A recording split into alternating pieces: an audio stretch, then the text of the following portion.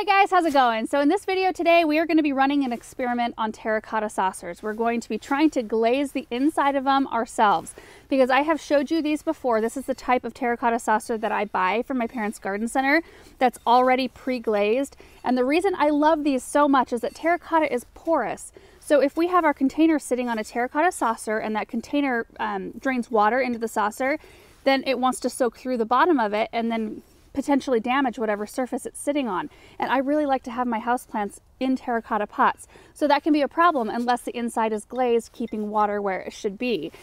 So I didn't realize how hard these are to find though. I looked all over online and they're always out of stock. I couldn't find anywhere where I could actually purchase one and order one. So we had a lot of good suggestions from you guys when I mentioned this type of saucer last, and so we thought we would put some of them to the test. So what we're going to do, I've got of course the glazed one. I'm going to leave one plain just so we can see what the water does when it sits in that one as opposed to all the others. And then I've got 5 different things here. The first one is a Rust-Oleum sealer. It's a clear gloss. It says it seals, protects, and revitalizes, and this is obviously a paint on. We're gonna have to do a couple coats of this. Then I've got a Mod Podge that's called Hard Coat, and terracotta is actually on the label of this one, so this is a very promising one. I do think we're going to have to do, it says up to 5 coats for a built-up finish, but we can apply it every 15 to 20 minutes, and then we need to let all of these cure actually. Next one is the Spar Urethane, which is a sealer, an oil-based sealer that says it seals out water. I've used this a lot on other things. And then this was the one we actually got a couple of emails about and quite a few suggestions in the comment section. This one's called Flex Seal. It says it's liquid rubber in a can and it stops leaks, seals and protects and covers easily. Then the last one is the brand Olympic called Water Guard, and it's a clear multi-surface waterproofer. And it says you can use it on things like brick, concrete, stucco, which terracotta I think kind of runs in the same family as those. So that's what we're going to do today. It's actually going to be kind of a multi-day project because we have to do all of our coats today. Then we have to let them cure for 24 to 48 hours before you can use them. So we'll do all the active part today and then we'll put water in all of them in a couple of days. So the only thing extra I have sitting here, I've got some painter's tape right here, which I'm going to just run a piece around each of the saucers so that none of my stuff runs down the sides. I still want them to look clean. And then I've got a couple of brushes for these 2 items right here. So let's get to work.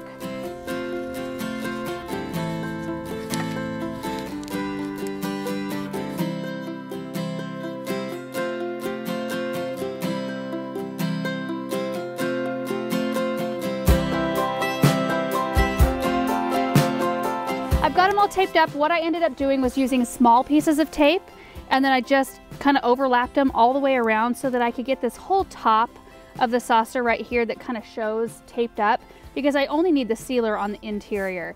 So what I'm going to do is I'm going to start with this one. We're going to get this one painted up with Rust-Oleum, and then we'll just work our way down.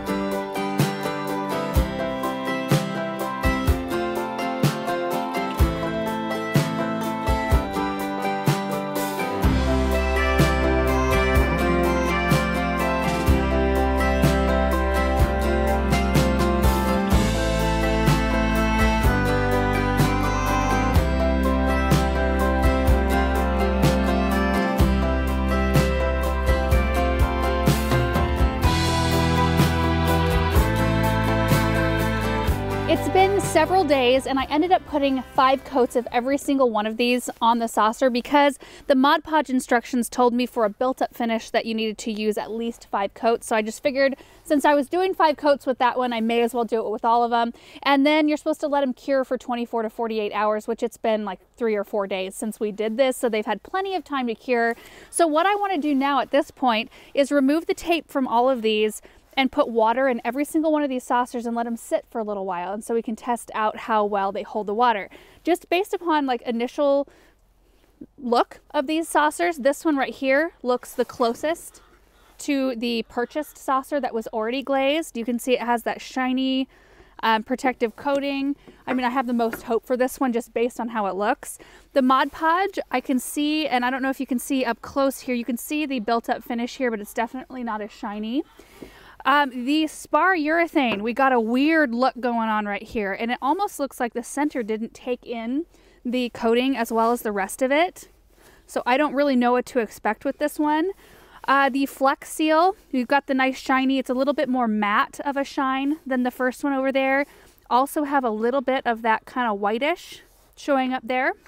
And then the Water Guard looks almost, I mean, this is our raw saucer right here. This is the one that looks a little like the closest to the raw.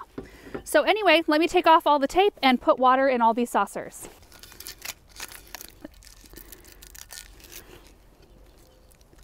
Okay, finally, got it off for the most part.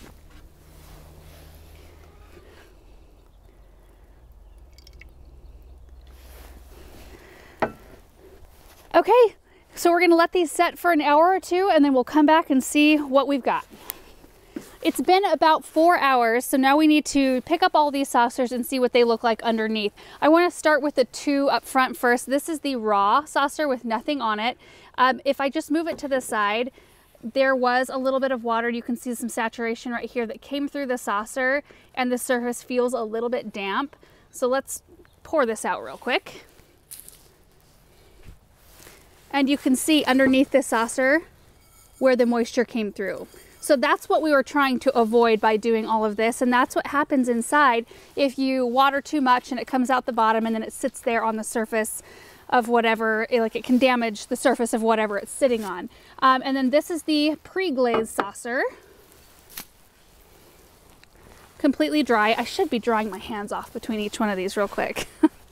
But this one, there's no moisture underneath, which is what I expect to find. So now I'm just gonna pour the water out of each one of these and we'll just test it out. So let's start with this one first. This is a Rust-Oleum.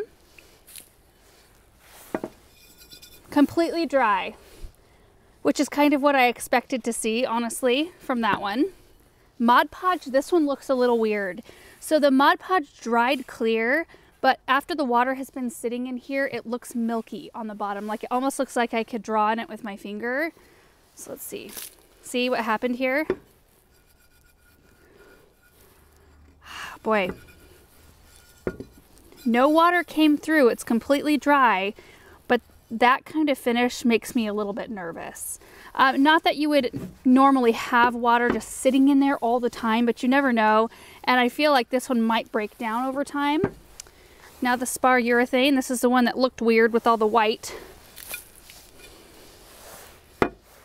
Dry underneath. And you can even see where the water is receding, like it's water resistant. That's what it does. It like beads up and rolls around. Okay, so, except it's not doing it on this spot. And I wonder if maybe there was something in the terracotta right there. I don't know. Flex Seal.